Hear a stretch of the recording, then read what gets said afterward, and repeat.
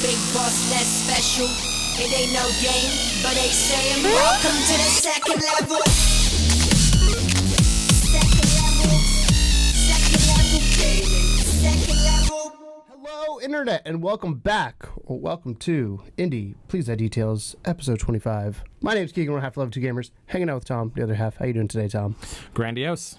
I'm good. That's good. Yeah, I'm good. I'm feeling pretty good. I stayed up real late last night. Playing Overwatch. We're playing comp today, the day we're recording, which is technically yesterday for you guys. So we got our big debut in the competitive scene tonight. We'll be streaming our placements, all 10 of them. We'll see how that goes. We did some work last night. We had our buddy Dan join us last night. It went pretty well. I feel like we lost some, but we won quite a few. I worry that I've burned myself out, but I feel that's what David was saying. He's like, I don't want to play too much Genji. Yeah, so I'm kind of like, but I think we'll be okay.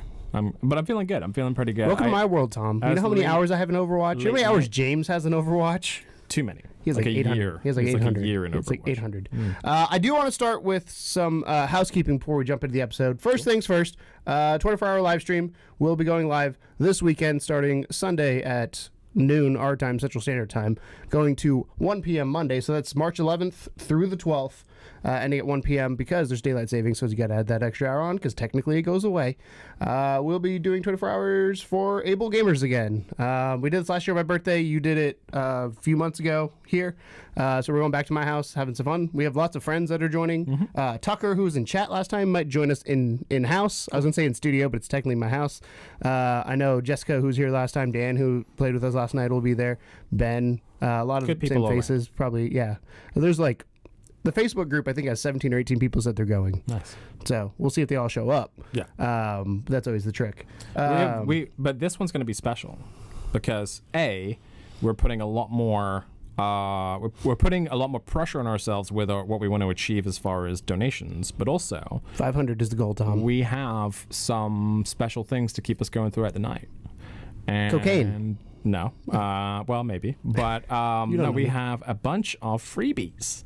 For them. Freebies that we are going to be giving away during the live stream continuously. We have partnered with a lot of our friends in the development scene, and they have thrown a lot of keys our way. So part and parcel of this live stream, and to keep people kind of happy and engaged and showcase the games as well as raise money, so just everyone's having a great time, is that we will be playing games that we have keys for and giving away like the keys. Sprint Vector or Pinstripe. Yeah. Just to name a couple. Just to name a couple, yeah. There's some great stuff in there. So we're really excited for that aspect of it because we get to showcase games, which we love doing, and we get to, hopefully get more going on for Able Gamers. Yes. So, yeah. And other thing I wanted to talk about was thank you guys, because last week, clearly I had my voice back. If you watched that video from last week, it was funny because we played Overwatch the night before, and the way my voice was going last week is like, by night, I would have some semblance of a voice. There'd be nights where it'd be better than others, and then in the morning it'd just go away. Just go on. And it sucked because it's like it didn't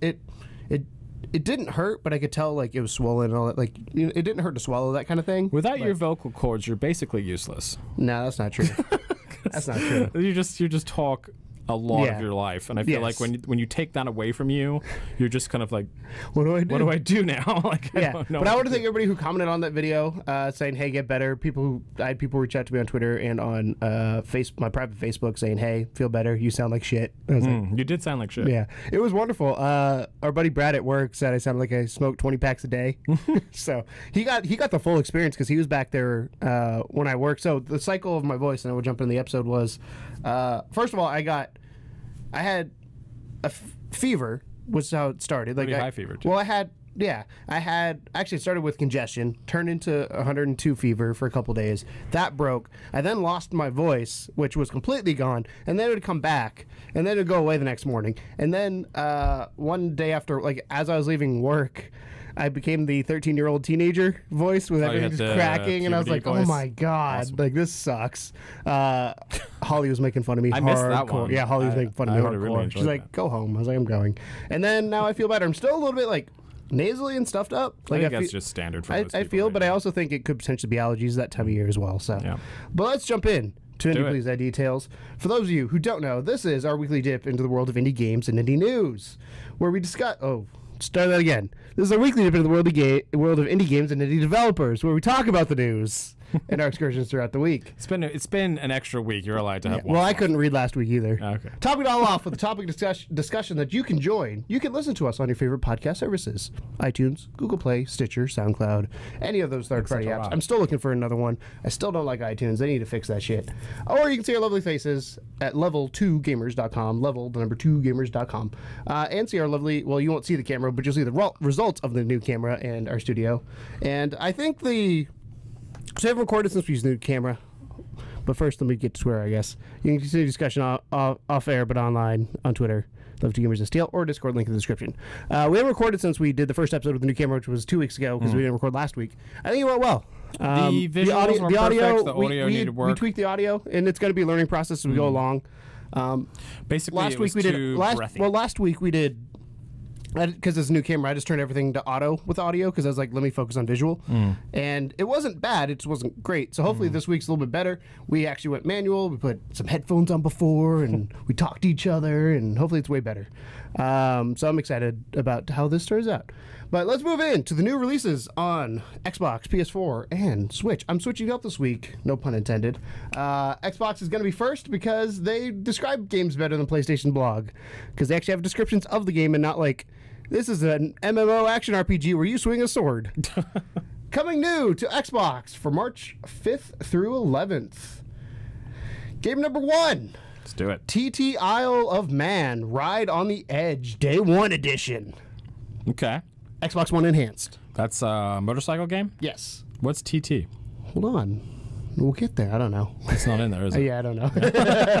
Experience the legendary and deadly Snaffall mountain course in TT Isle of Man, Right on the Edge. The epic 37-mile course has been painstakingly recreated, challenging you to stay focused through every turn as you challenge other riders to not only compete for the best time, but to survive.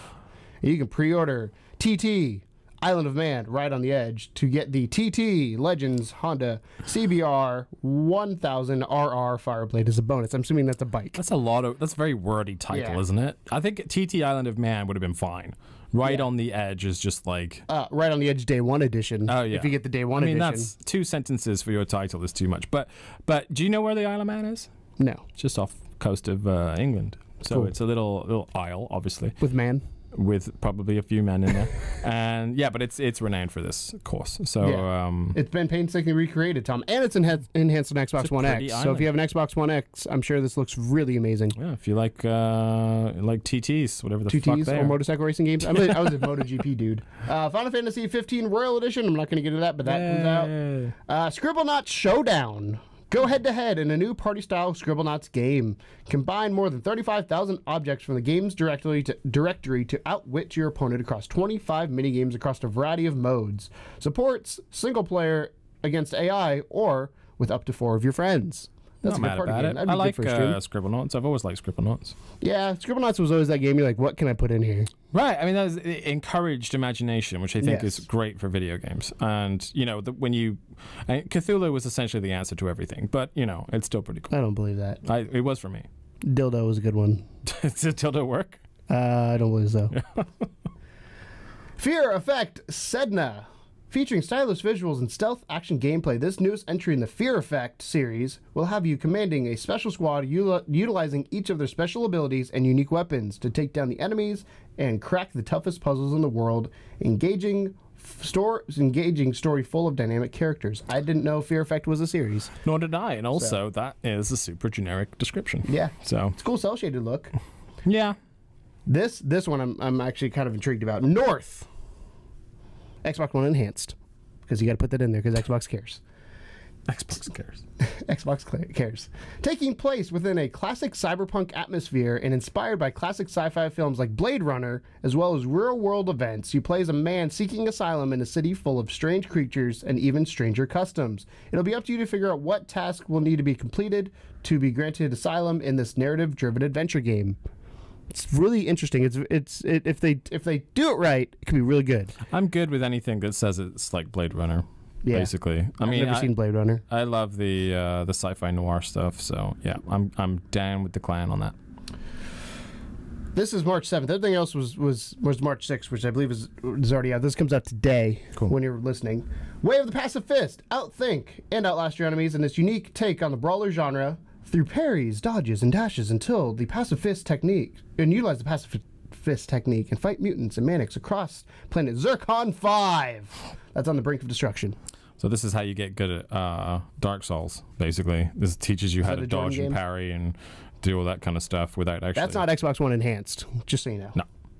9 Parchments, though, is Xbox One Enhanced. Master spells, unlock wizard hats, and train your characters in the magical arts and do battle with strange creatures and epic bosses. 9 Parchments is a co-op blast 'em up from the creators of Trine, where you and your friends take control of a group of runaway apprentice wizards who are in search of legendary 9 Parchments. I think it's pronounced Trine, and I might be wrong, but Trine was good because they did. I'm gonna say Trine because I'm American. 3 sequels. There is. Well, not 2 sequels. I almost bought them because they were on sale the other day, and I just didn't. It was a fun mechanic. You got to switch between like a wizard, a brawler, and something like a rogue or something. A wizard, a brawler, and a brawler. Just like standard, like generic RPG characters, but you switch between them to solve the puzzles, and it was just kind of a neat idea. So if it's anything like that, although the wizard hat thing sounds a little goofy, but I don't know. I mean, maybe it's cool. Hey, maybe it's just cool unlockables you can get, Tom. People like customizing their characters. One eye cook. It's Kutkh. Cooked.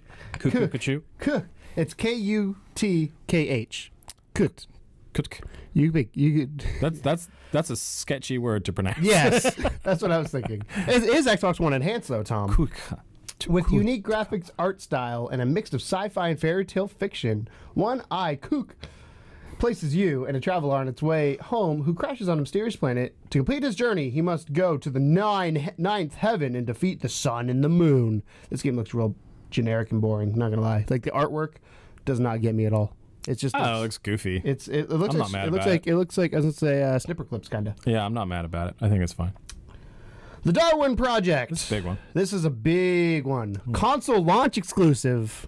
This was one of the ones on E3 last year that said console launch exclusive because it's on PC and they've had betas and we've been invited to that, but we don't have PCs, so that sucks. It's true. Battle Royale on ice. Darwin Project takes gaming's hottest genre and puts players in a battle arena on the cusp of new ice age in a post-apocalyptic setting. 10 contestants must fight to the death on a twisted new reality show, all under the watchful eye of the show director. It's not a bad concept. I mean, it definitely is a unique twist on the Battle Royale genre, and I know they've been doing this game for a long time because we've been hearing about it for a long time. It's all over like all the main independent, outlets and stuff. But yeah, I mean, I think the fact that they make it like a reality show, that there's only 10 people, and that it's definitely like more overblown in terms of how much effort they put into the environments and stuff. So I think that's cool. I'm down for this. I would play it. In fact, I might. Did you know? Speaking of Battle Royale games, do you know that Fortnite is destroying PUBG right now when it comes to player retention? It doesn't surprise me because PUBG is still not fixed any of its problems. Nope. Yep. Battle Royale is just getting better, and we're going to talk about that later in the show. Cool. That's called a teaser, or foreshadowing if you like the English words. Foreshadowing. And I know Tom's game of the week.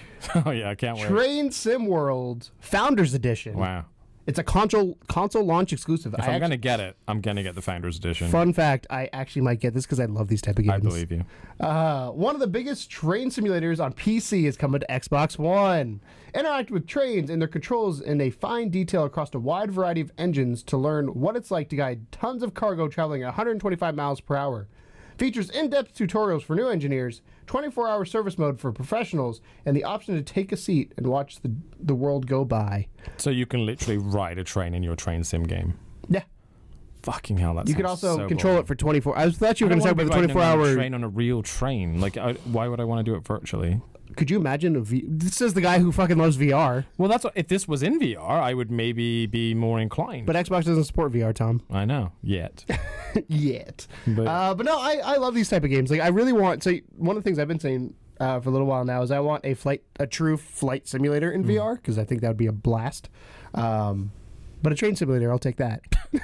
I mean, what do you do? I mean, on a train, realistically, how many controls is there? If you're not doing, like, let's take, like, steam trains out of the equation. That's what they are, though. They're all different trains. But it's not just like stop and go. You got to control doors. You got to control speed. You got to control signals. It's not just stop and go. You have to open the door when you stop.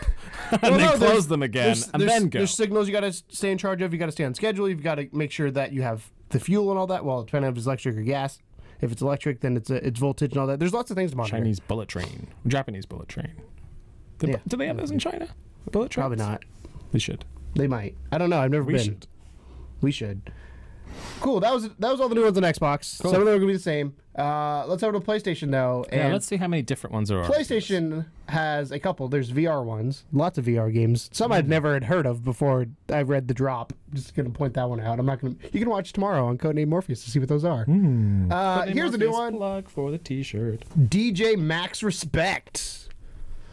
Legendary rhythm action game finally arrives on PS4. Enjoy all the classic DJ Max songs and brand new exclusive songs with DJ Max Respect. DJ Max looks I don't know if she's if it's a startling. dude or chick. It's definitely I'm gonna say girl. it's definitely like a unisex character, isn't it? And yeah. look at the size of that fucking bracelet on I guess its wrist. I don't want to call it one way or the other, but yeah, DJ Max Respect. Why not? Fear Effects Sedna is coming to as well. I'm not gonna read it because we already read it. Final Fantasy Royal Edition's coming. This one's fun. Frantic. This I'm super excited about. This is one of those PlayLink dealios. We own all the PlayLink games. Underrated as And it's fuck, funny because PlayLink. PlayLink is, when they announced it, they I was like, oh fuck, this is gonna be just shovelware. Stupid, right? And man, they're Really great. The only one I don't like is I don't like the detective one because it's lit. It's because it's like scary and long. Well, no, it's just long and drawn out. Like I had to remember shit, and I'm not good at remembering shit when I'm playing games. I like the sneaky aspect of it, like how you're like trying to convince your friends to do shit, and like everyone like gets real super paranoid about everyone else. That was fun. Like you got to admit that part was fun. But I just love that's you because you just make fun of your friends the whole time. Yeah.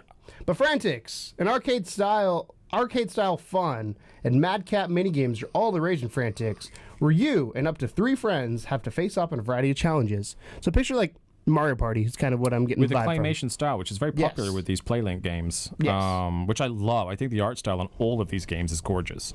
I'm totally down with that one. Life is Strange Before the Storm PS4 gets a retail release. Just so you know, I'm not going to go into it, but that's Life is Strange in general. If you haven't played the first one, play that. Before the Storm's not as good, because in my opinion, because the voice actors are different. Like it's just one of those things where like whatever was there with the first one. Well, didn't they change the development team too? Before the Storm wasn't Dontnod. No, they're working on Vampire. Right. I can't remember who the team was for this. Square Enix. Well, Square Enix is publisher. I don't know who the dev was. I can't think of it off the top of my head. If I heard it, I would know. But to go play Life is Strange and then play Life is Strange Before the Storm, but play Life is Strange first. If you want my recommendation, don't play Life is Strange. Dude, it is so good. It's awful. It's so good. It's not awful, but it's just so like good. It's one of the best. It's one of the best rated games on PS4 right now. You know that, right? I'm like, yeah, you're wrong. Midnight Deluxe, PS4 and PS Vita digital. In this golf-like game with perpetual darkness setting, your task is to guide a little square-shaped fairy named Midnight. That doesn't tell me anything about the game. I would play it. It's a box. I would want to see at least one kind of clip of a trailer to know exactly what type of game. But I would, judging from. So I'm gonna read the North description. Remember the North description on Xbox? Yes. Here's North, PS4 and PS Vita. Fun fact, digital. In North, you play a man who applies for asylum in a city filled with strange creatures and strange customs. That to me is almost more appealing. I like the other one because it tells you about steampunk. It tells you about the setting. It tells you what's going on. Yeah, you got to get in the world. Yeah, but that description is like instantly. That's going to make you look for more. Whereas when they say if they say Blade Runner, like a lot of people throw Blade Runner out there as a template. It's like, oh, it's sci-fi, therefore it's like Blade Runner. What if it's not? But the difference between that description and this description was that description wanted me to buy the game. This one I'm like, I want to look more. Yeah. What would you rather do? Convert to sale? Or be like, let me look. Convert the sale. Good point. Convert the sale, Tom. One-Eyed Kook is coming as well. I'm not going to read that. This is the Rangy was the VR game I didn't know. There's also a PS Vita game, Root Double Before Crime After Days Extended Edition. They're doing away with the Vita slowly but surely, aren't they? Yep. I mean, obviously they have been, but in 2019, there's no PS3, no PS Vita, which is weird that they announced it a year out, but I guess it's to make people not angry with them. yeah, so everyone knows it's coming. Yeah. Scribblenauts Showdown, PS4, digital and retail. And TT, Isle of Man, right on the edge. Does it say what it stands for here? The TT? No. No? Does not. Still don't know. All Does right, not great. know. Wave the Passive Fist, PS4 digital, and then music's coming out and videos. Music and videos. Music videos. Those you can combine those and make music videos. That's true. I actually have shot a music video in my day, Tom. Have you ever shot a music video in your day? Yeah. That's true, because you rapped. Never mind. You thought you got me. I did. But you didn't. Did you actually shoot it, or were you in it? Both. Was it good? No. Okay. Mine made it on TV. Okay. Well, mine did too. But okay. I also another fun fact. I got asked. I think I've told you this already, but a guy I used to work with at Soulfest was working on a movie, like a feature-length film, and they were running behind schedule, and he asked me to freelance a couple scenes to edit so they get done on time. So I'm unaccredited, but I technically worked on a feature-length film that made it into theaters. What was it called? I can't remember the name of it. It was one of those Can't Christian. remember the name of it. Yeah, one of those pitches, or it didn't happen. I'll send it to you. It was one of those Christian. It's one of those Christian movies. Oh, so okay. It made it to theaters and it did Shack. well. it The Shack? No. Passion of the Christ? I can see the cover art because he sent me the cover art. It was not Passion of the Left Christ. Behind. Yes, Passion of the Christ. Yeah. I would take credit for that. Yeah. Switch. Let's see what's coming to Nintendo Switch this week, Tom. I know you're excited about a couple of these. Maybe, it. maybe not. My Switch came back, by the way. Switch came back the very And they next erased day. I mean, yeah. Yeah. Well, did you hear they about said they could save the data on almost every one, but apparently mine was not one of those. I think they were punishing me. I think they knew what I did, and I think they punished me by. Did you hear about the Switch timer, Switch clock happening situation? No. So it's been resetting people's playtime in games. So you can't see like Legends of Zelda. If you had like 100 hours, if your Switch hit 365 days, it goes back to 0. That's funny. Not for some people. Some people want to know how many fucking hours they put in the game. Yeah. It's a sense of pride when you're like, I played 700 hours in this I game. don't think that's right. I don't think pride is the word. But I think it is. It's bragging rights. Continue with your It's Switch. bragging rights. Nonsense. Switch. Bit Dungeon Plus, $8.99 Nintendo Switch, coming out on 3/8. So these are all 3/8. Where's the one that we couldn't say last week? It came out last week. Remember, it was 2 weeks ago. You said that. Oh, fuck. Can I say it now? It was Detention. Detention, one of my favorite indie games of all Actually, time. on purpose, Tom, I got sick, so you couldn't do it. I knew there was a reason. No, Detention was. I have a review and everything up for it. Gameplay. Detention was fantastic. If you liked Tacoma, then Detention is right up your alley, and it's on Switch now, and it's really good. So go and look at that because I don't think it's getting anywhere near the respect that game deserves. Cool. Can I continue? Yep. Bleed 2. Bleed 2. $14.99. Shark Week.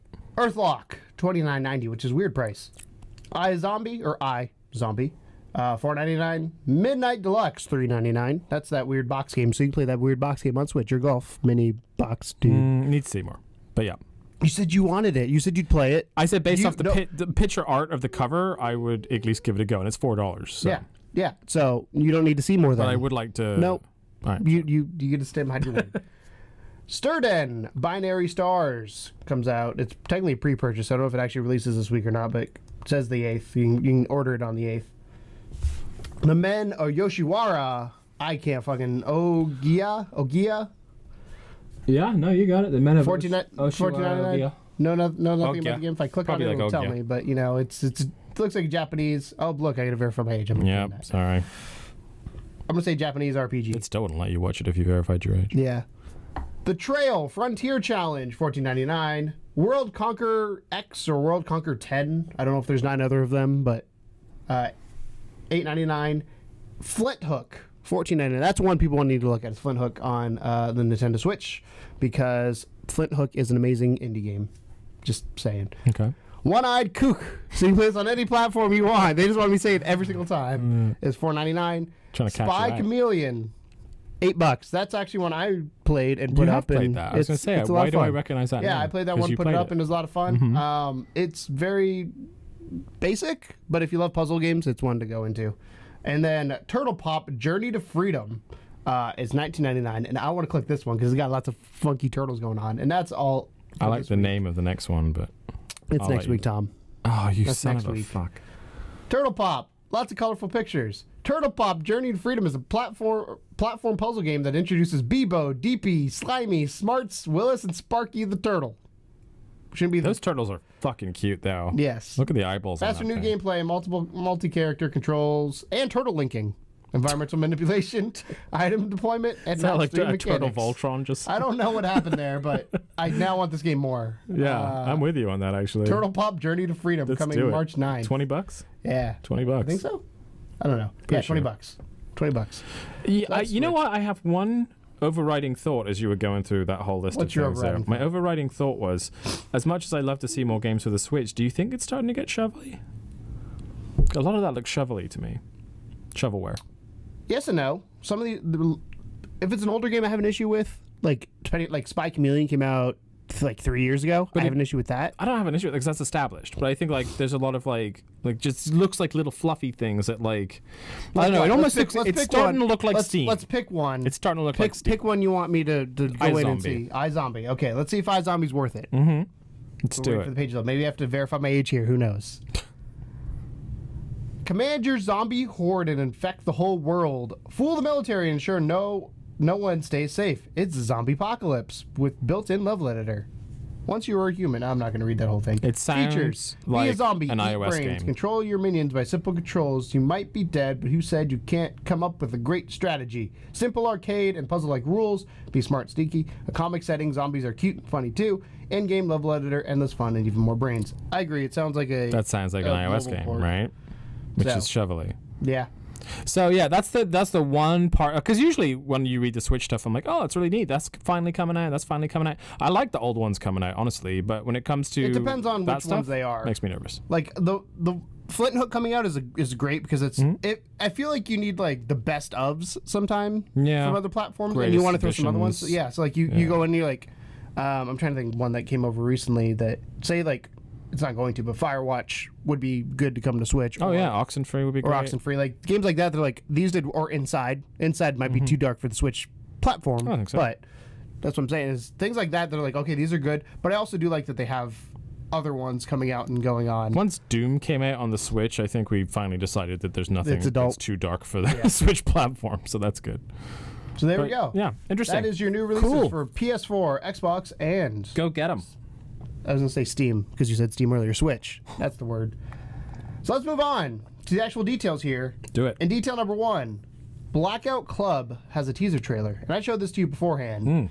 This is a co-op horror game from Question, the creators. Remember Magic Circle? I do. Magic Circle was great. From the creators of Magic Circle, an all-new cooperative horror game pits you and your friends as a group of teenagers uncovering a small-town conspiracy coming 2019 to PS4. There's not much information about it. The trailer looks really good. It looked good. Even as somebody who doesn't like horror, the game looked good. Graphically, it looks superior to a lot of stuff out there. It has a now. style to it. Yeah, the style was unique. Oh, I it's a think church Magic shop. Circle was great. I really liked about like Magic Circle. For those of you that don't remember it, we did a little bite on it, but I actually don't know if it ever made the light of day. But I don't know if it did, but it was a lot Magic of fun. Circle was like you were in a game that was being built at the same time that you were in it, kind of thing. It was really unique idea-wise. So I know that these guys have interesting concepts. Plus co-op horror. I mean, that's always fun. I know you probably won't play it with me, but No. you know, it's cool. I would maybe play it. If you can play it with randos, it'll be great. If it sucks with randos, it's probably not going to do very well. Coming to PS4. That looks Steam, and Xbox One. Solid. I'm actually gonna bookmark this page so I can contact them later and say, hey, Yeah, I'll totally play it. we want I'll to review talk that to you about shit. this. So yeah, it's cool. It was a cool little nifty little game that I saw, and I was like, Tom would like this. It's one of those ones like we go through so many, and I watch so many like trailers of games that are coming out, or like you saw beforehand. I was like, let me make sure there's nothing that dropped today that I have no idea dropped. And I was like, yeah, that one doesn't look good. I try to pull out the good ones for them to know. So Blackout Club, the teaser trailer's out. It's sadly not till 2019, so it's a year away, but that also gives them time to do stuff and like good show it things. more. So I mean, hopefully considering what they've showed off so far, it does look pretty far along. So Yeah. if they're giving it that extra level of polish, then the it only should be great. the only thing I would say is with Magic Circle, the controls were a little bit weird, but they weren't in the way of. It looks like they've learned their lesson. Yes. But judging from the movement that we saw in the trailer. Yes. Check it out. Detail number 2. Little Dragon's Cafe is a bizarre blend of dragon rearing and restaurant management. Okay. You on board yet? Or are you confused? Well, I'm looking at it, and it's looking like a twee Japanese game, which I'm usually all about, but I don't really like the premise so far. When I read that headline, I was super like, what? It was when I picked it. Dragon Cafe. Okay. And this is from Push Square. Sometimes all you need to fall in love with the game is an elevator pitch. In the case of Little Dragon's Cafe, we're already pondering when we can give publisher Axis Games our money. The brainchild of Harvest Moon creator Yoshiro Wada, the forthcoming PS4 title blends dragon rearing with restaurant management. We never knew we wanted this, but we do. Dragon rearing with restaurant management. Are the dragons the ovens? Like, how does that... Hold on. All right. The story tells the tale of a brother and sister who must raise the aforementioned reptile in order to wake their mother from a deep and mysterious sleep. In addition to nurturing the dragon, you must also make ends meet by expanding your cafe, developing new signature dishes by discovering unique ingredients and honing your cooking skills. Is dragon an ingredient? You'll be able to explore beyond the boundaries of your workplace, however, and you'll be able to wander into town and meet the locals. There are no screenshots or videos to gawk at just yet, but a summer release is planned for this charming title. Let's hope. I mean, here's where I'm at with this, right? Here's where I'm at. They had me at Harvest Moon. It sounds... Do you ever play Harvest Moon? Yeah. But it sounds... Do you like Harvest Moon? That's why. Yeah. It sounds Golf Story-esque. That's why. Here's why. Because you take Golf Story. Golf Story is an RPG mixed with golf. Stupid idea. Worked excellently. Or brilliant. And this is... Yeah, that's what I'm saying. It's stupid or brilliant, right? But it worked brilliantly. This is similar premise. So, obviously, it's a like schedule management thing with the restaurant and, you know, having to actually do like a job, but also having to do an element of rearing your dragon and not being tied down to the restaurant the entire time makes it sound a little bit more like Harvest Moon. So yeah, I mean, honestly, it could go either way. It could be awful or it could be great. The fact that it's coming from the creator of Harvest Moon makes me happy, because Harvest Moon... Does it say the brainchild of Harvest? Yeah, so it's basically just something he thought up. Yeah, it's from the Harvest Moon creator. I don't know. I assume he's working on the art style is a little cutesy though, isn't it? But I see it on Switch. So Harvest Moon art style is cutesy. It's the same thing. That's what I like. Is it a Switch game? They don't say. Oh. They just say it's coming later this year. But I like that immediately when I said Harvest Moon, I was like, okay, we have something here that I can kind of link to, and it's funny because you remember a few weeks ago we're like, should developers lean on something they've done before? But in this case, if he created Harvest Moon and he's creating this, I think it's fair game, because that's like from the creator of Sonic. That means something to a lot of people. You think because of the level of magnitude of a game like Harvest Moon? Yeah. Like if Shigeru Miyamoto came out and said, hey, I'm making a new IP, you would fucking listen, because he has a track record of making really good IPs and really good characters. I also think that other developers should be allowed to do it, but we already had this conversation. Yes. Keep going. Yeah. So I'm excited about it because I think that is a perfect Switch game. I immediately thought of that when I saw it. I don't know how well it would do on PS4 or Xbox, but I could see it on a go, especially with management. If it's like a jump in for like 15 minutes or one of those jump in for 4-hour games like Harvest Moon was, you're golden. I am 100% need to see more on that. I'm not slagging it off, but I do need to see more for sure. You need to see more for sure. But Dragon Restaurant as a concept, props. You know what I mean? Like, that's whoever fucking sat there and thought, you know what would be really good? Dragons and restaurants. Dragons and restaurants. Sure. Detail number 3. I clicked the wrong link. Cutesy action RPG Swords of Ditto slashes onto PS4 in April. And this is from Push Square as well. Co-op enabled dungeon crawling action role-playing game. How many adjectives can we put in a sentence? The Swords of Ditto caught our eye last year, and it was when it was first announced, and it now has a release date for PS4. The colorful adventure launches on April 24th, following up the likes of Yakuza 6 and God of War. The perfect time to come out for such a bloody action. After such bloody action. So, yeah, it's very cute. This is one we watched earlier. The art style reminds me of a little bit of. We were talking like Cartoon Network style. We were talking a little. It's like. Adventure Time. Yeah, Adventure Time. It's cutesy looking, but it looks like Zelda. Like it looks like the gameplay of Zelda. Let's rephrase. It looks like Link to the Past. Yes, Zelda, not it looks like Ocarina of Time Zelda. It's a 2D, not isometric, like top down. Yeah, top down. It's an old school. RPG. It looks like if you're a fan of like original Zelda, and co-op, which is a co-op Link to the Past would have been great. So Yes. this is, and a little bit of like Enter the Gungeon or something mixed in there too, in terms of like how colorful it is and Yeah. how big and bashy some of those bosses are. Like, yeah, it looks great actually. I think this would be a blast to play. I'm really looking forward to it. The trailer showcases a lot of really interesting dynamics, puzzles, bosses, things like that. I love bosses. I've already said that. Hashtag bring back the bosses. Yeah, Swords of Ditto. Absolutely check it out. April 24th.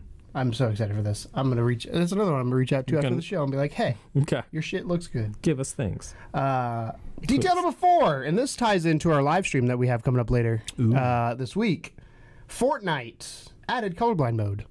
Oh, yay. We're aware of this because You. we played it. I played it with colorblind mode. This was actually tweeted from our friends over at Able Gamers Charity. The newest at Fortnite game update includes colorblind mode. Have you tried it yet? Something I really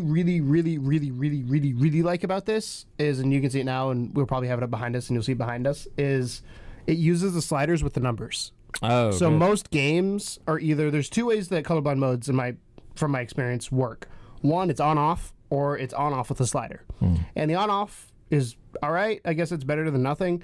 On-off with slider is better, but on-off with the slider with the colored circles, which is actually how they do the test, is the best, because it's funny because I can look Caters and you to can all see, different yeah, types because of you can see colorblind. here and you're like, okay, I can't see this one, but I can see that now, and it's like finding that fine tune to what goes on. And I mean, we had that entire podcast section about the different types of colorblind, where you Yes. maybe take the test and everything, Protein where we talked about all the different variations Which of is it, red, and it's green. quite surprising how many there are. So it's nice that they're catering to more than just Protan. yeah, which they seems have to be the most they popular do one. they do them all, and then they have the sliders, and again the color, the ball number color thing, whatever the hell, I don't know what it's actually called. I'm sure It's there's like the magic eye thing. I'm sure That's there's what I call it. Yeah, So I'm it sure, looks like a I'm sure magic there's eye thing. like some doctor that's named after. Yeah. That test, the fact that that's in the game as a colorblind mode now makes me want to have every game have that, because it is the best way to tell, because that's how they test for colorblindness. Lest us not forget that Fortnite is a free game. Yes. And if they can do well, it, then you Fortnite can Battle afford it. Royale is free. Yeah, this is what it's talking about, though, right? Battle Royale. The whole game has it. Oh, both? It's not just battle. Yeah, the whole great. game. So, Cool.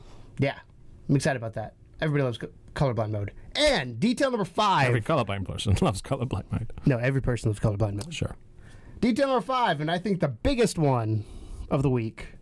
Iron Galaxy Studios CEO Adam Boyes offers to port Monster Hunter World to Nintendo Switch. Wow. Okay. How do they think they're going to pull that one off? Hold on. No, I'm waiting. I'm just Many kind will of, like, probably thinking. remember Adam Boyes for many appearances on stage at Sony Interactive Entertainment's conferences during various trade shows during his tenure as VP of Third-Party Relations. Currently, Boyes is the CEO of Chicago-based developer Iron Galaxy, and today he took to Twitter to send Capcom an interesting proposal. Boyes recognized that porting Capcom's latest hit, Monster Hunter World, to Nintendo Switch is a challenge, but argued that it is exactly what Iron Studios does, encouraging the publisher to give them a shot and promising to not let them down. Fun fact, side note here, Monster Hunter World is Capcom's best-selling game of all time. It passed Resident Evil Yeah, I 5. saw that. Crazy, right? While It is a sterling game, though. Yes. It really is. While the chances slim that such a proposal made on Twitter will result in anything concrete, while the chance that such a proposal made on Twitter will result in anything concrete is slim, it would certainly be interesting to see Iron Galaxy try, especially considering that Monster Hunter World isn't just a demanding game in terms of visuals, also due to its advanced AI and systematic components. Of course, even if a port was feasible, it remains seen whether the Switch's weaker specs are the main issue here, since Capcom's president and chief operating officer Haruhiro Tsumoto. Sujimoto. There you go. I can't say Japanese names, I've learned. Simply mentioned that it would be difficult due to various conditions. While this is pure speculation, it's entirely possible that among those conditions, there could be commercial and marketing deals that prevent releases on Switch. So, two things. One, those of you who don't know, Iron Galaxy did the Skyrim ports. Oh. So they have experiences with big games coming over. They've also done some other things, but Iron Galaxy, the big one when it comes to Switch, is they were in charge of the Skyrim port. And that went pretty well, from what I understand. Yes, Yeah. I've not played it. I've not haven't either, I've not but- heard people bitch about it. Yeah, so that's kind of where I'm at. yeah. So again, that Skyrim is a very complex game. I think Monster Hunter is more complex with AI and all that kind of stuff. So I don't know. I don't want to pretend to be a developer at all. But if Adam Boyes just said, like, this is literally just like, hey, let us try. And It's cool. It's cool because like, I mean, here there's Konami looks like an asshole if they're like, no. There's two things about this that spring to mind when I read it. Number one is that at the very beginning of Monster Hunter, it gives you the option to optimize one of three things: either resolution, frame rate. Well, if you're on a pro. Right, yeah. Mine does not. I'm a non-pro. And something else. I forget. Graphics. But the, so clearly, like, a full, like, fledged port of Monster Hunter World in all of its glory would not be possible. However, like you said, they don't have those options on things like the... on the non-pro systems or the non-X systems. So there is a way to do that in a slightly more dumbed down version. You'd have to dumb it down way more, I think, to fit it all onto a Switch. But, I mean, that is an absolutely perfect Switch title. Like, honestly, when people think of Monster Hunter, it is more of a PlayStation brand just because the majority of them are on, PSP and PS Vita and stuff like that. But it's a mobile game. Like, it originated as a mobile game. So putting it on a mobile platform that can also be played full screen makes so much sense. The other interesting part about this is that it was a proposition made on Twitter, which just goes to show how business works nowadays in general. And I thought that was kind of an interesting thing that the guys are like they basically went about that how we would go about that. Hey, let us try. We're here on Twitter at Monster Hunter World. Let us give this a shot. I do want to point out again, Skyrim is the big one. I want to point out some things that they've worked on in the past. Sure. Because they are known for the reports. Go for it. So they worked on Kinect Adventures, which, give or take, that game was actually one of the better Kinect games, given your opinions on Kinect. They worked on BioShock 2 Minerva's Den for Windows. That was a DLC. Yes. It was good. It's good DLC. They worked on BioShock Infinite for PS3 and Xbox 360, which is that the remake, I believe? No, BioShock Infinite was the third in the series where they were in the sky as opposed to underwater. They worked on Destiny for PS3 and Xbox 360. Batman Arkham Origins. Yeah, that was the PC version. Though we don't talk about it. Batman Arkham Origins. Borderlands 2 for Vita. Borderlands a handsome collection. The Elder Scrolls Online Tamriel for PS4. Killer Instinct. Yeah, Killer Instinct. Deadpool. I mean, 7 Days to Die, Elder Scrolls 5, Skyrim for Switch, and they're working on Extinction right now. So, like, Extinction's actually pretty high up there in the most anticipated list of games right now. So they have a track record of being pretty good at the shit they do. They could do it. So I don't, again, just from what they've done in the past, they would be the studio I would feel confident that could do it if it's possible. If anyone could do it. But it may not be possible. The other thing that strikes me about this is that Capcom in general doesn't really like to play with other studios and stuff, though. I mean, you look at how the Resident Evil engine came out for VR, and everyone in the world was like, fucking make that engine accessible to everyone so we can have all these dope VR games, and they just not really said anything since then. They've been super quiet on that front. So I wonder if it's just a case of Capcom wanting to maintain it as a completely Capcom controlled thing. It's like EA with Frostbite. Yeah, it's their engine. They can do whatever the hell they want. Yeah, and there's nothing wrong with that. But in terms of, like, if Iron Galaxy ports that game to Switch, what do Iron Galaxy get out of it? Yeah.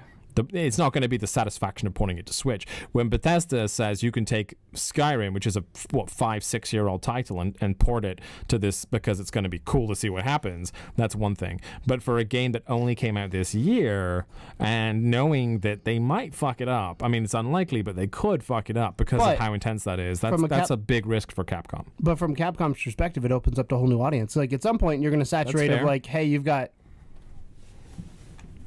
Let me put on my business hat here, Tom. Ladies and gentlemen, we have a new business hat. I'm out of frame. I'm also flashing everywhere. Do you see that?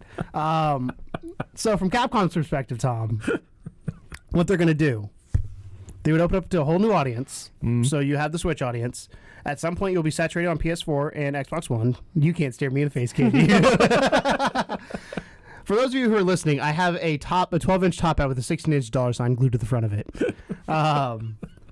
So what they would want to do, so fucking stupid. What they would want to do is they want to put it to Switch because that opens up a whole new audience for them and new experiences, because it is coming out on PC later too. So that's going to happen. So maybe they'll wait till that's done. Who knows?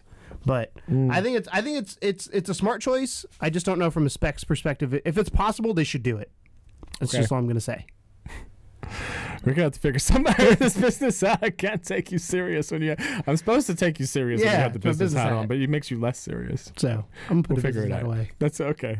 All right. That's great though. I like that business hat. I was like, wait a second. Perfect You timing for son of this. a bitch. I just got that the other day, and I was like, I'm going to pull this shit out. But yeah, it would be cool to see Monster Hunter World come to Switch. I don't know how feasible it is. It would be great. I mean, let's But- be honest. It would be great. Yeah. That's your roundup for the news. You had the Blackout Club teaser trailer. You had the Little Dragons Cafe. You had Swords Of Ditto. Ditto coming to PS4. You had Fortnite at colorblind mode, and you had Iron Galaxy saying, "Hey, let us try and make Monster Hunter World." This, Yeah. Capcom. Let's move into our spotlight, and our spotlight's slightly different this week because I've got for next week. You're gonna make me suffer, aren't you? No, I got for next week. I've got Mulaka's the one. We're not next week. The week after, 2 weeks from now, because Yeah. next week's live stream. Yeah. I don't know if we said that or not. I don't think the we live said stream. we probably won't be recording next week, Yeah. but we should say that now. Probably We won't be recording next We won't week. be recording next week because we'll be dead. Yes. From the 24-hour live stream. But this week, I played some NASCAR. Tom, I know you it did. was on sale. You are gonna upset me now, aren't you? Go on. So I'm going to pull up the Wikipedia's article. NASCAR Heat 2. NASCAR to be Heat precise. 2, which is developed by Monster Games and published by 704 Monster Games like the energy drink? Oh, it just says Monster Games. I No, feel like it's not. It's a privately owned. It's been around for 21 years, based in Minnesota. guess not them. I don't know what they're known for. They're known for NASCAR and Excite Bikes Yeah. and Pilot Wings Excite and Donkey Kong Bikes? Country. They did Donkey Kong Country Tropical Freeze. Yeah, that's not bad. That was a Yeah, decent Xenoblade game. Chronicles 3D. They did and the NASCAR Heat. Interesting. That was. I should look at more developers. Surprise, history. surprise. Yeah. But no, one of the things I want to talk about is, as you know, and if you've watched this for any length of time, you probably know, I'm a racing fan. I love NASCAR. I love racing in general. Our buddy James is actually coming down for the IndyCar race later this year, so I'm excited to go to that. But NASCAR has not had a good game in a long time. And that's partially for two reasons. One, EA used to have the exclusive license, which is what EA does. And the games were good. The NASCAR Thunder Series was good. It had better games than others. 2002 or 2 or 3, whatever one had Junior on the front, was like known as the best one of all time. And then NASCAR 06 Total Team Control, which is the one I made you play way back when, like a year ago now or 2 years ago. It's also a very good one. It had Jeff Gordon on the cover. Okay. And I liked it. But since then, like 2009 was the last year the EA had the license. And as you can imagine, as a NASCAR fan, I'm excited about racing season every year. And like with sports in general, you expect a sports game every year. It's just kind of how it is. And once NASCAR stopped coming, like every year, I'm like, how do I get my racing fix? Because I tried to do F1. I was like, I don't like F1 because I don't know the tracks. I'm not as a big fan of those cars. There's no IndyCar game, which somebody needs to make that because that would be incredible. I know there's Indy cars in other games like GT or Gran Turismo has them and all that kind of stuff. Project, Gran Turismo has NASCAR as well, which was the only NASCAR game for the longest time. But NASCAR, NASCAR license for video games has been passed around a couple times since EA lost it or didn't renew it. I guess I don't think they lost it; they just didn't renew it. And the games have been shitty, like very shitty, to the point where. Because making a racing game sounds easy, but there's so much involved physics-wise and feel-wise. When you're doing a racing game, it's about feel when you're driving a car. And if the feel is off, if the car feels really heavy, like obscenely heavy, it's not fun. Or if the car feels really light, a lot of times what would happen in the intermediate games was you'd be bumped and you'd spin out immediately, and it's like, well, that's no fun. Or you hit them and then you spin out. You're like, what the hell? Why can I hit him and I spin out? Like, what is happening here? So, Monster Games, a couple years ago, got the NASCAR license. I think 704 technically got it, but they gave it to Monster. 704 got the license as a publisher, gave it to Monster Games to develop the game. They made NASCAR Heat, which was all right. At that point, I was not excited about really any NASCAR game. I always had my eye on it to see what it was, but it got all right reviews. It was kind of like one of those, it's serviceable, but doesn't have 7 everything. out of But 10. doesn't have everything you want, like career mode, the depth of it, all that kind of stuff. But the core of the game itself was good. The feel of the car, Physics. the physics, the sounds, the things that put you in, the camera options, all that kind of stuff. NASCAR Heat 2, which is NASCAR Heat used to be a series way back in the like early 2000s. NASCAR Heat 2 Is NASCAR Heat a real thing in the NASCAR world? no. Okay, so it is just like based. It's a video game. Yeah. Trope thing. Yeah. Okay. Well, a heat race is a race before the main event, but NASCAR doesn't do heats. Gotcha. Is what it is. But NASCAR Heat 2, one of the things it does, and the big announcement for this, technically 2017-2018, was they're adding all series. So in the world of NASCAR, you have the Monster Energy Cup Series, which is the big one. That's the Jeff Gordon's. Well, not anymore, but it was Jeff Gordon, Dale Earnhardt Jr. All them were a part of that. Now it's Jimmy Johnson and Kyle Larson and Chase Elliott. You now also then have the development series, which is like the AAA for baseball. So it's the Xfinity series, formerly known as the Busch series, and then you have the Truck series, which is my favorite series because it's fucking race on dirt sometimes.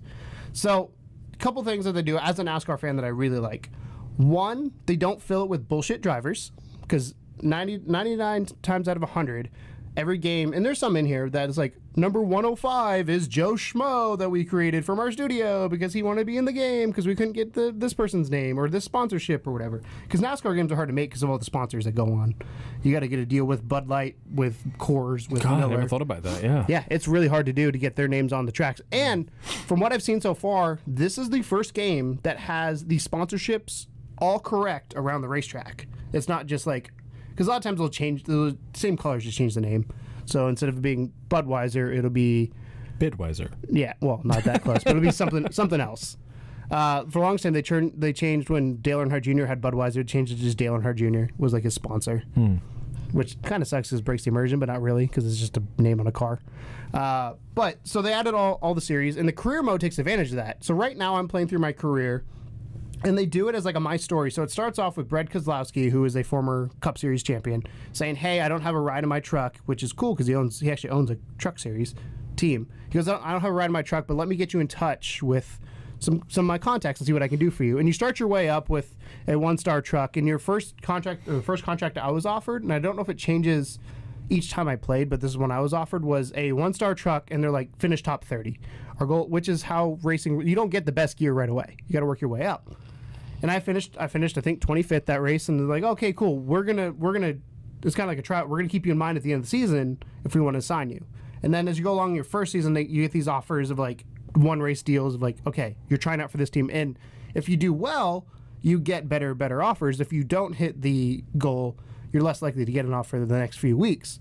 So I actually got an offer near the end of my first season for a team that wanted me to finish top 8, and it was a 4-star team out of 5. And I ended up winning the race. And that obviously stands very well with them because they want to win the races. The sponsors are happy. Yay.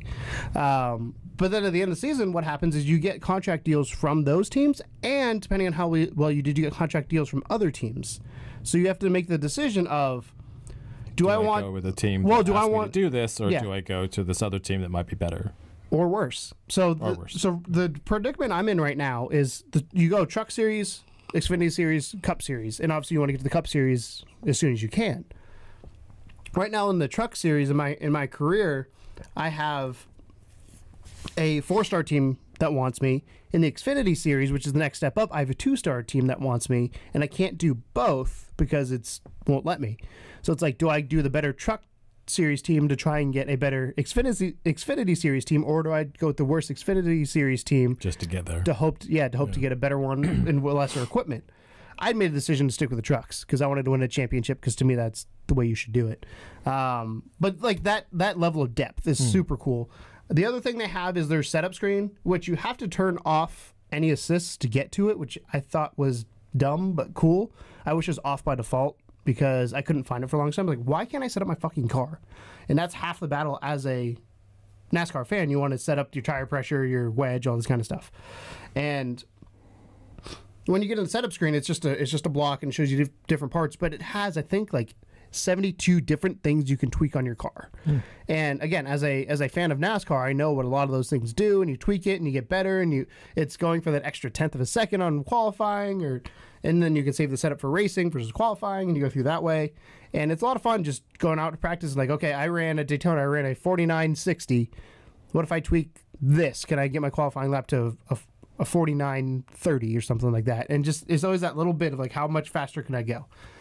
So from a fan perspective, I think it does what should be done right well. There's a few times here and there that I'm like, I would have done that like menu layout or something differently. Like for the setup, I wish they had broken it down and not had it all at once. It should be like, here's your chassis, here's your body, here's this. But it's done really well from a fan's perspective. The issue I have with this game, there's two issues I have with this game. One, the AI is either really, really, really easy or fucking impossible. Like, and they have, and I think I've started to see it, but as you go along, they have a custom AI, so it learns you. Okay. So it's gotten to the point, like the footage you're seeing behind us that I uploaded, if you go watch the gameplay footage on our YouTube channel, at the end, the race I recorded was me and Joey Logano literally were side by side the whole time at the end. And that's exciting because most times you're either like 500 million miles ahead or you're way behind. You're like, I can't fucking catch up. Yeah. There's no in between. But like, we came down at Daytona and we were banging fenders to get to the finish line. And it was one of those moments like, did I win? Did he win? And it was so thrilling. I've not had that in a NASCAR game in a long time. So the AI is a bit weird. It did get better as I went along. I also did tweak some of the settings. The other thing I have the issue with is if you have like stability assists on, so anti-lock brakes, if you have stability control so you don't spin out, your car is a tank and it's glued to the track. You're not going anywhere. Like you can run into anything and you won't spin out. It's wonderful. It's not realistic though. Right. As soon as you turn it off, it's the complete opposite where you get bumped, you're going whoosh, and spinning out, which is realistic, but at the same time it's not. So do you feel like it's OP when you turn that stuff on? No, because you slow down. Oh, so it's a speed. like, yeah, there's a speed adjustment there. Gotcha. And I don't know if it's because of setup or what, but I can go faster with it off than I can with it on. And again, some of it too because it uses auto brake, so I can change where I brake in a corner. Because a lot of times when I race, I'm a high line person. I don't like racing at the bottom unless it's a track where you should. So I'm around the top. So a lot of times I will brake later than the computer wants me to, and then accelerate out of the corner and keep my speed up. But they don't like that when you're playing with the assist turned on. But the career mode is awesome. They also have a playoff mode where you can just do the chase of the cup. They have the stage races, which is new this year in NASCAR, or last year new in NASCAR, where you have basically the race is like Daytona's a 200 lap race. It's divided into, I think it's 40, 40, and then 120, I think, or maybe it's 50, 50, 100. I don't know. They divide it up into 3 stages. And after each stage, you have the caution. And then the other like thing that really got me excited about this game is I'm so happy that I have a NASCAR game to play again. If you can't tell, like I've not had one in a long time. You've been bitching about it for 3 years, so I'm excited for you. Yeah. Time. And the thing I really enjoy about this game is the fact that it does like bump drafting and all. Like it's the little things that if you're not a NASCAR fan, you won't see, and you still enjoy this game. I think so. You can tell the game was made by fans of the actual. Yes. Rather than like people that got a license, they're like, "Hey, NASCAR's a let's make a racing game with a NASCAR skin." Right. They were fans of NASCAR and they understand the intricacies. I also think though, if you weren't a NASCAR fan and you just wanted a sim arcadey, it's like that weird line between it's not full. You can go full sim, but you can also stick all the things on. I think you would still enjoy it as a racing game. I know you don't like racing games, but like in general, if you somewhat like racing games, this is a good racing game to get. Some racing games. But like for me, who wants to get in there, like at Daytona. So again, it's the footage that you'll see behind us at Daytona. I'm going around the track, and one of the things you do is you bump the people to get them faster because you guys stick together. And the menus that they have for damage is really, really well done. So when you're going around a racetrack, obviously you get damage if you hit something. And at Daytona, if you bump draft, your front end will go, and it has a percentage ticker that goes along. But it's smart enough to know, like, hey, he ran into this car once. Let's not give him 10% damage. Let's give him 1%. And it doesn't go up that often unless you really slam him after that. So I like that aspect because it's going to damage your car, but it's not going to do a lot of aero performance issues. And then the other thing I really liked was they have a toggle. I think it's on PlayStation. I think it's square. It's either square or circle. Toggle it around. I can't remember which. But it'll toggle between aero damage, so you can see where your car's damaged and kind of what needs to be fixed, and tire wear. So I could be like, okay, my tire's at 60%. I need to go 20 more laps. When should I pit? And it's really cool because you can see the car fall off, and it does it per tire. So in a race car, and I'm talking a lot of car talk here, but in a race car, when you go around a corner, do you know that your tires are... Have you ever heard of the word camber? So I'm going to try to explain this audio. I'm shaking my You'll head see for people that are listening. So a camber is basically your tires at a tilt when it's going down the racetrack. Okay. So when you go down a straightaway, you're only on one side of the tire. But when you go into the corner, it flattens out and gets the whole surface into the corner, so you turn better. Right. So different tires based on camber will have different wear. So if your car's not turning well, your right front tire is going to burn out quicker because you're trying to turn it harder on that corner. There's more pressure there. If your car is turning too well, so it's what's called loose, the back end sliding out, your rear tire is going to get worn out first. And most games I've been in, it's like up to this point, it's either been all tires are going down or none. Like it's not per tire. And this is like my front right tire could be 80%. My back rear tire could be 72%. That clearly means my car is loose and I need to make some adjustments, either tire pressure or as someone that honestly could give two shits about NASCAR, like it sounds it's like very the level of thought they've put into it is very impressive. They have, I think the only real complaint I have is the AI issues. Like outside of that, and you can tweak it to make it tougher. That's patchable. Yeah. That's totally patchable. The final thing that they did, and then we can move on to our question here. The final thing that they did that I really love, and every sports game should fucking do this. So technically, NASCAR Heat is from 2017. Came out last year, had all the tracks, had all the things. For $10, not a new game, not $60, not a new game. For $10, you can get the 2018 update, which includes all the new paint schemes, all the new drivers, which is big because this year, I know, again, you don't follow NASCAR, but like Chase Elliott went from... I'm sure someone watching is really interested in this. You're not. Chase Elliott went from the 24 Jeff Gordon car to the 9, his car. Like he switched numbers, and then Byron's now the 24. So again, from an immersion level, to me, it's that much better. As well as this is Charlotte has now introduced what's called a roval, a road course oval. It's a road course inside of an oval track. Okay. So it uses part of the oval racetrack and then the infield road course. And again, $10 for all the new paint schemes, all that stuff. They also do monthly free DLCs, and then they have special paint schemes. Like you can get GameStop's paint scheme for $5 or whatever. So it's cool. You don't have to get them, but they're cool things to get if you want to. Yeah. So I think every game should have an update. I would have paid more than $10 for that update. I think every sports game should. Yes. Yeah. Every sports game should do like. I mean, at some point you want them to redo the mechanics of it and just tweak it better. But if it's solid, I've always said a 3-year cycle for a sports game would be perfect. Yeah. Because that way you have enough that has changed. Because right now, and you can I feel still like patch it and tweak it and stuff. Yeah. But if you're talking about like a whole, like let's say like the career mode is going to be stale in 3 years, right, or 2 years even, because even if NASCAR has the same thing over and over and over. Well, yeah, but what I'm saying is like that they could have a slightly different story arc, or they could tweak elements of the narrative of it. Well, at some point the narrative just ends and you're racing. Like that's all it is. Right. So the narrative so far has only been like my first year and a half. After that, it's just like, hey, you are now here. Go race. Be a racer. Yeah. Which is what most story modes are in a NASCAR game or any other game like that. So, I don't know. NASCAR Heat 2, I'm a big fan of. I'm excited to have a NASCAR game again. If you guys are NASCAR fans or racing game fans, check it out. Don't sleep on it. They don't have the marketing dollars to kind of be like, hey, look at us. It's also a $40 full price game. And then the $10, I got it on sale for $30, and then I got the season pass, the 2018 pass for $10. So I paid $40 for both.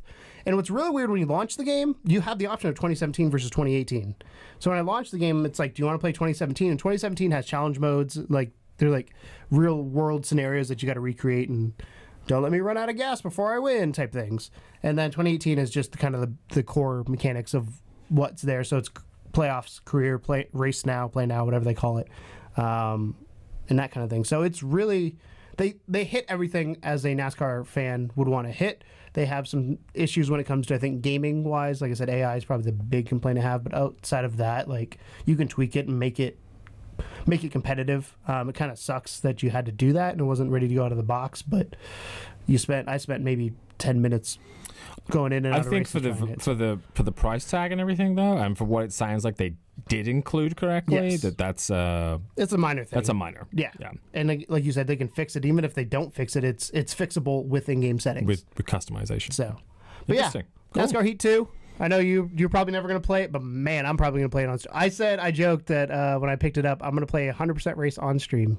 Do it. So, yeah. Probably Daytona.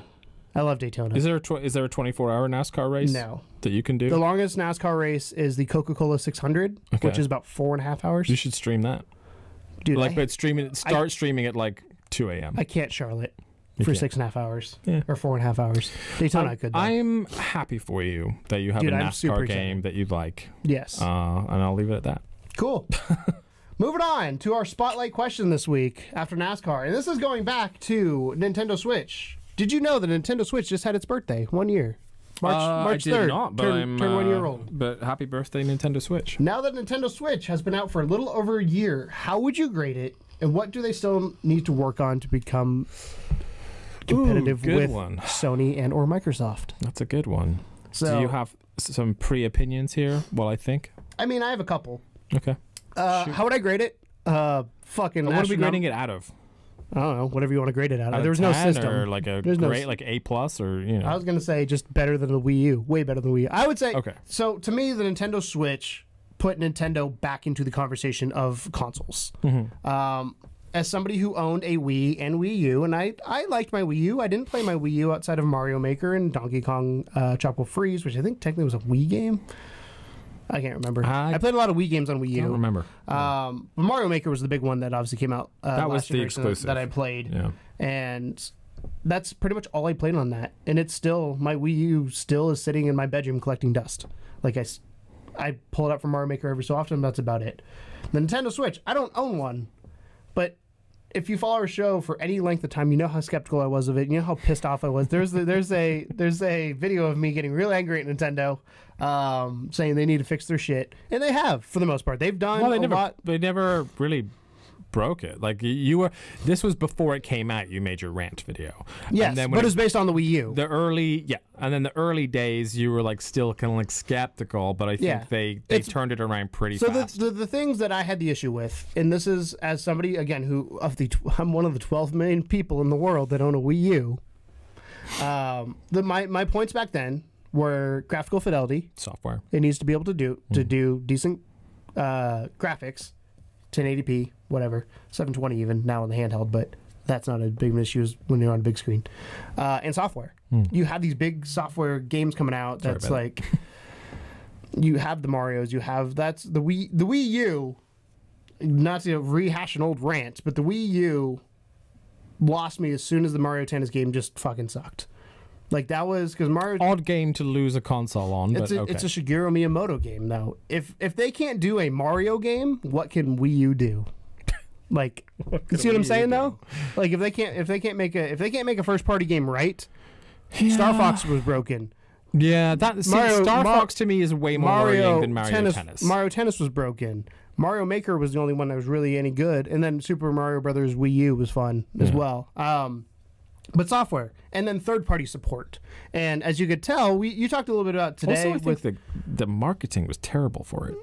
Oh, yeah. Because when they released the video explaining it, they didn't actually explain what it was. Do you also know back in the day? Do you know back in the day they said you can connect 2 Wii U's to one console? That never happened. No, yeah. Yeah, that was supposed to be a thing that happened. I remember that everyone that watched the reveal of the Wii U was like, it's because they used the Wii branding. What's the console? Yeah, like because they only showed the gamepad, and they showed. I think maybe at one point there was like a little like half a second flash image of a small black box somewhere, and and someone was like, "Is that it?"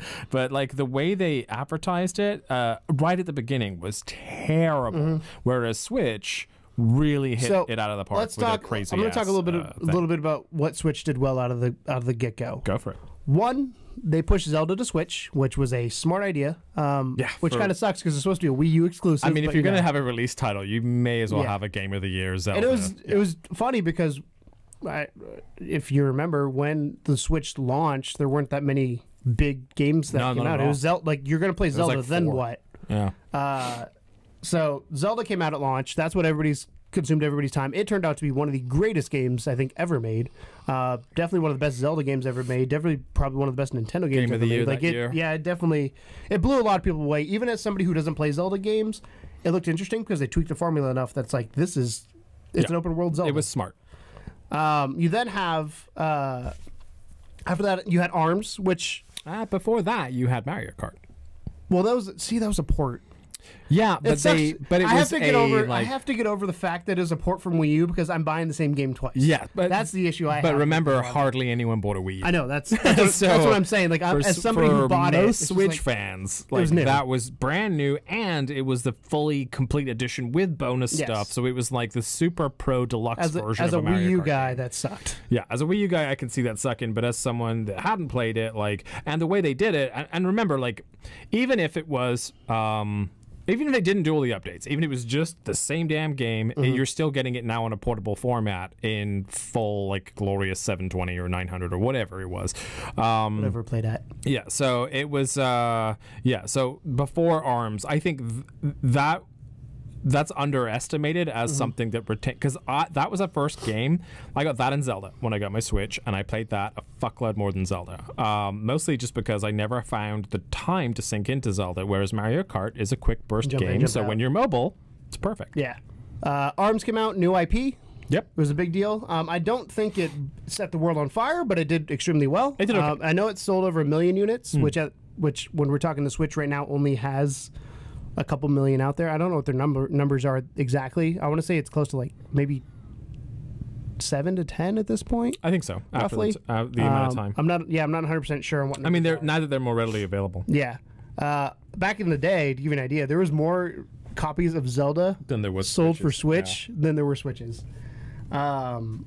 Which is just So you had that, and then you had Splatoon 2, which is again a follow-up to a really big game that had come out on Wii U. I know you're not big into it, and you didn't really understand it, but it is the I Call of understand it. I just I don't. it's the Call of Duty for like it. kids essentially on Switch. Is the way you look at it. It's the shoot 'em up game that parents will allow you to play because you're not shooting humans. You're with guns. You're shooting ink. Shooting squid. Yeah, you're shooting ink and you're painting the whole map. Yeah. It's actually got a really strong competitive It scene. is a unique game. I give full props to it. I just don't like it. But that's just my personal. And then the nail in the coffin for me that kind of was like, okay, this is if this works. this will be good and this will be something that is going forward. One, they had a fucking roadmap, which was great. I bitched because they're like, I hated when they're like, here's all the developers we're working with, but we can't tell you the games. I'm like, just tell me the games that are coming out. Like, I'm more of like, don't show me shit till you have something to say. Don't blow your load too early though, because that's dangerous. So many euphemisms to unpack there. I'm just gonna leave it. Was when they announced Skyrim. Like, Skyrim, as much as people bitch it's a 5-year-old game, and yes it is, nobody thought Skyrim would work on a Switch, and it had some hiccups here and there, but Skyrim has some hiccups here and there on any platform it's on. And then obviously doing the Link armor was kind of cool for people. I mean, it wasn't. Again, the thing about the Switch is it has an inbuilt. It hasn't.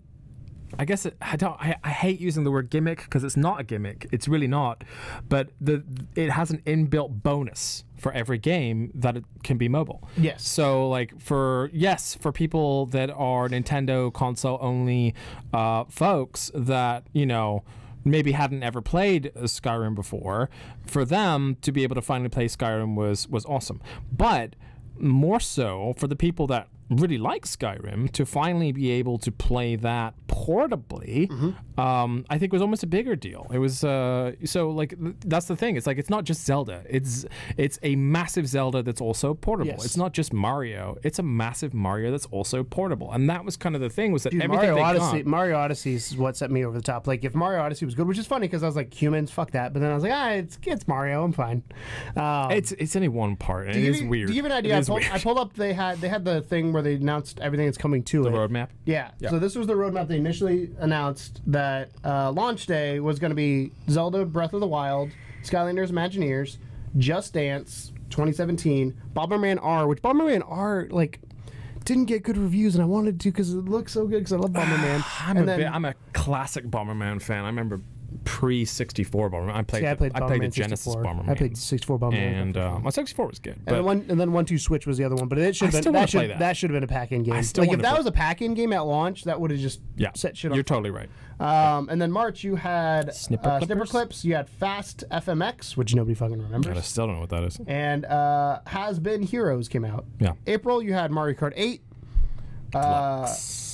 May, it's in Spanish, so I'm guessing that's May. Or summer, maybe that's summer. You had ARMS, you had Puyo Puyo Tetris. That was an interesting mishmash. You had Disgaea. Disgaea, as a Japanese name, Disgaea 5. You had Rhyme. You then had, later on you had Splatoon 2. You then had Elder Scrolls 5 Skyrim. You then had Mario Odyssey. And then 2017 at the time was Xenoblade Chronicles 2. Steep, which I bitched about because that's not the Ubisoft I didn't know game Steep want. came out on the Switch. I don't know if it has yet. I was gonna say, It's supposed to be. I remember seeing it. Or Minecraft. Minecraft has. They did the Mario skins.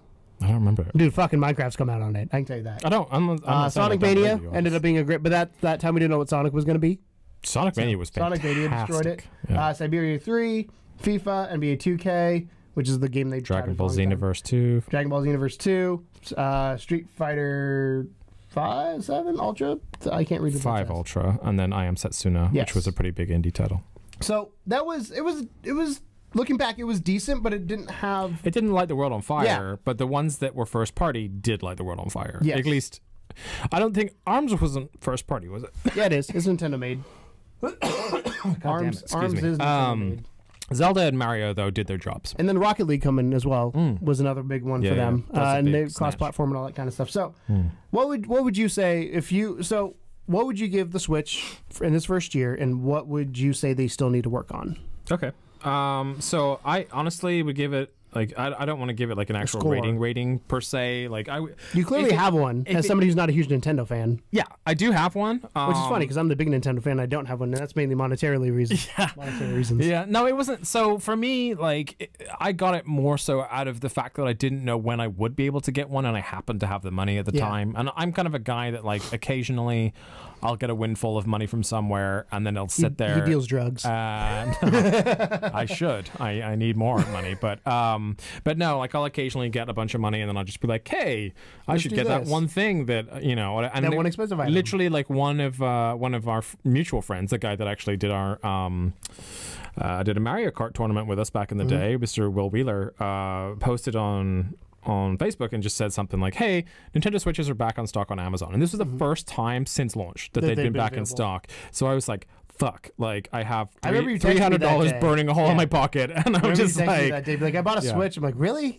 yeah, and here's the thing, like, when I got it, and even now, like, I don't play it as much as I should. As you know, it broke and I had to get it Yeah. fixed. It has come back. I've lost all my data, so I have to go through and, like, redo all that shit. But I just way have, back it up, I Tom. have not had time. Well, backing it up is a pain in the ass, which is actually something we can talk about with what they need to fix. Backing up definitely would be a part of it. You know, the online for me is still the Not where it used major to be, yep. concern. Buying games from the eShop is totally fine. Like, as far that portion of it, the buying games and digital download stuff It's the is multiplayer. fine. I haven't bought a memory card for it yet, so that kind of sucks. Is that I'm living on this horrible tiny amount of memory, which I think, like, I don't know if they did it to keep costs down or what, or whether they just couldn't fit a bigger hard drive in the system. But come on, man, like, let's not do SD cards in this day and age. It works kinda, but, like, that's what kills stuff like the Vita, because you have these primary SD cards that cost $100 for a fucking SD card, and you're just like, You can no, use any SD card inside of the Switch though. Can you? Yeah, I'm up stealing to- yours then. You can use any SD card up to, I think it's either 256 or 512. I can't remember the limit. It has to be under a certain Well, that's size. better that it's not proprietary. Yeah. But still, like, that kind of bugged me a little bit, because I bought a bunch of physical stuff, and then I find out with some of the physical stuff, It you still have to downloads. download It it anyway. installs, So, like, with LA Noire, for example. That's what the PS4 does though. It still downloads and installs. Yeah, sometimes it's smaller though, like, than Yeah, it would but be it still if you did does it. digital. I mean, it's like anything else. But with LA Noire, like, it was like, I bought that and I was like, cool, I have the cart, I'll be fine. And then it was like, oh, it's a 14 gigabyte download. I'm like, oh, there goes my Switch memory, all of it. I definitely have a problem with that, but more so than anything, the online play, because you have games that would be perfect online. I know they focus on local stuff. Like, they wanted, judging from the preliminary adverts, they wanted people to Go get back to on the a couch table and get Joy-Cons and have a good old couch co-op-y time, which is fine, and I'm fine with that. But at the same time, like, in this day and age, you should recognize, you have to be able to have online. as one of the biggest companies in the world for video games, that people have already fucking figured it out for you. It's not like you have to do anything different. You just, like, copy the principalities of PS4 and Xbox, and I'm you're sure like, it's not that simple, but yes. well, yeah, but the basics are there, right? Yeah. they don't use fucking friend codes for a start. They use usernames, which makes a fuck ton more sense. But you can't change your username, Tom, on PS4. Not yet. You can on They Xbox. They said it's coming.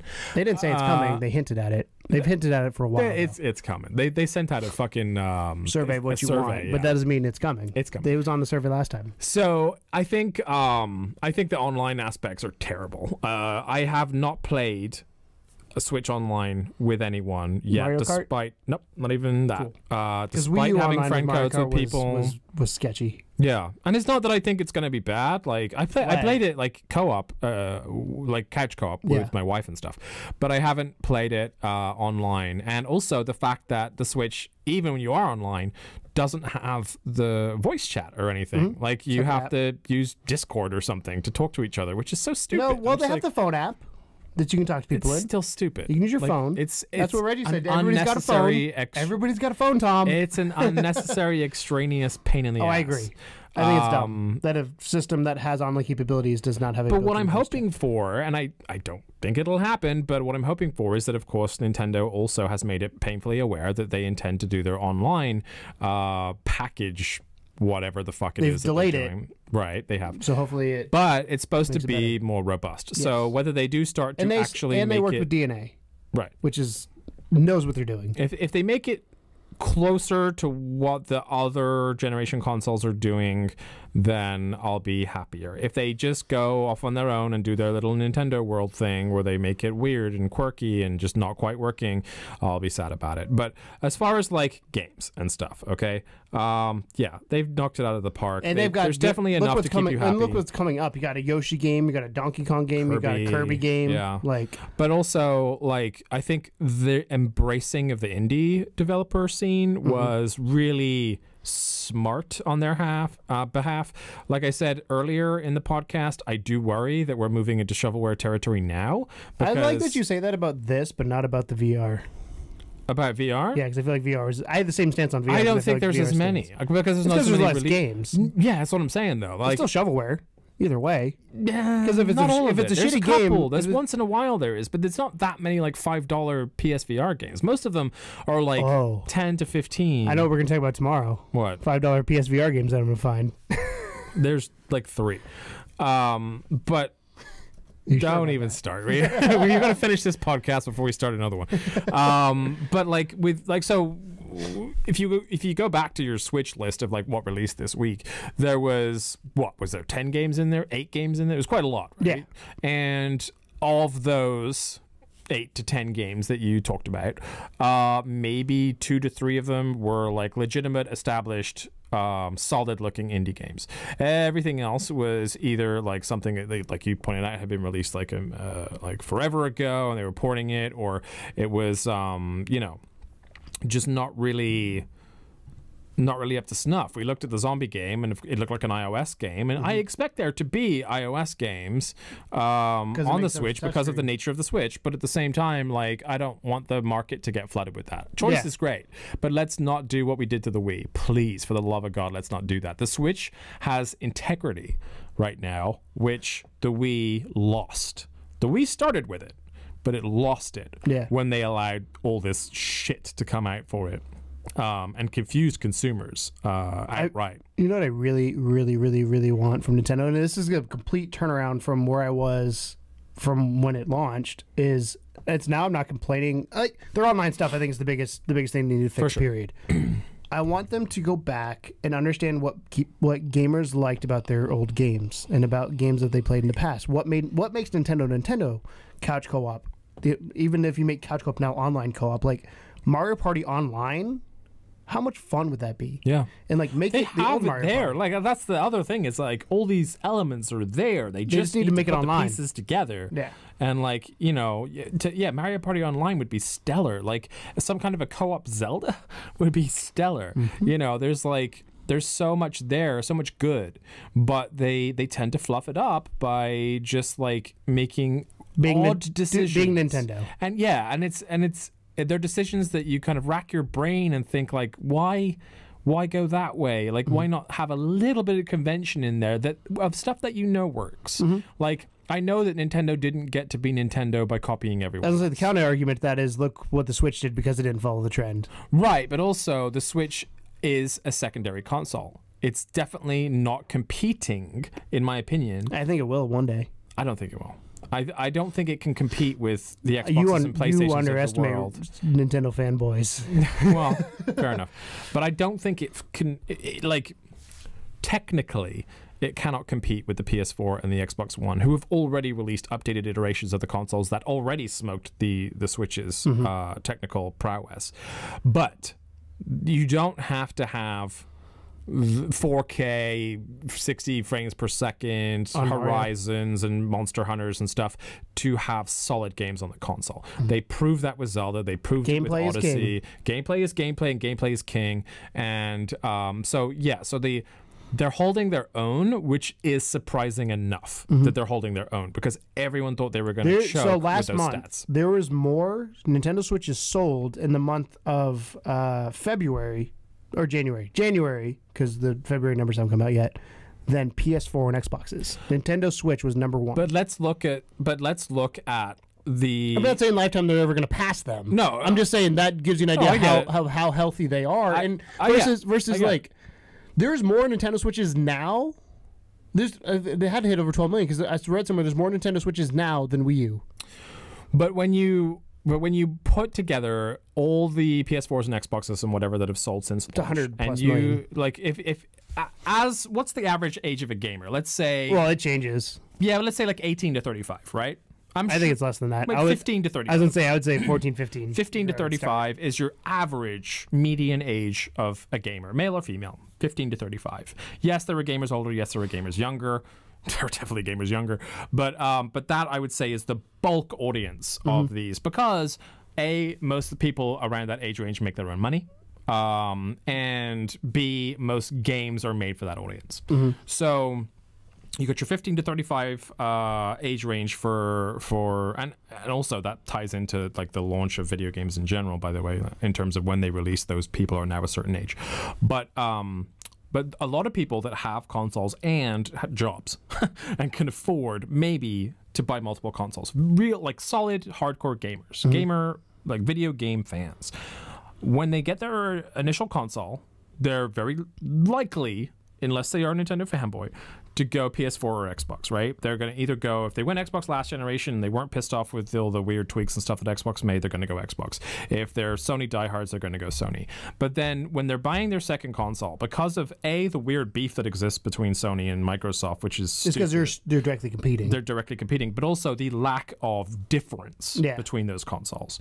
I mean, I bought the Xbox last of this generation because I was waiting for games to make it worth me buying it. And I got PUBG and Cuphead, and honestly, and Subnautica, and honestly, since then, haven't picked anything up. I picked up a couple old exclusives. I got a Sunset Overdrive and stuff just to try it. But it's like, there's too much the same on both with those two consoles. But so those for me, gamers, it was where my friends went. If my friends were on Xbox, I would have gotten an Xbox probably. Which is I'm an how Xbox, I assume a lot of people choose. As a guy that used to, before you existed, play primarily. I existed. We just weren't together. Used to. Aw, we're together now. As a guy that primarily played single player, I went PlayStation side of things. So where we're at now is that all these people have their Xbox, they have their PS4, they want to buy a second console. The Switch is cheap. I wouldn't say it's cheap. Relatively, it's less expensive. It's less expensive than buying an Xbox X or a PlayStation but you're also talking the high ends, because if you compare it, I would compare it more not to the Pros and the X's. I would compare it more to the Slims. But like people that are hardcore gamers are looking at those consoles. They're looking at if you went out today and you had an option of buying an Xbox or an Xbox X, and let's just say money wasn't an option. Well, that's the thing. Is money is potentially an option. Right.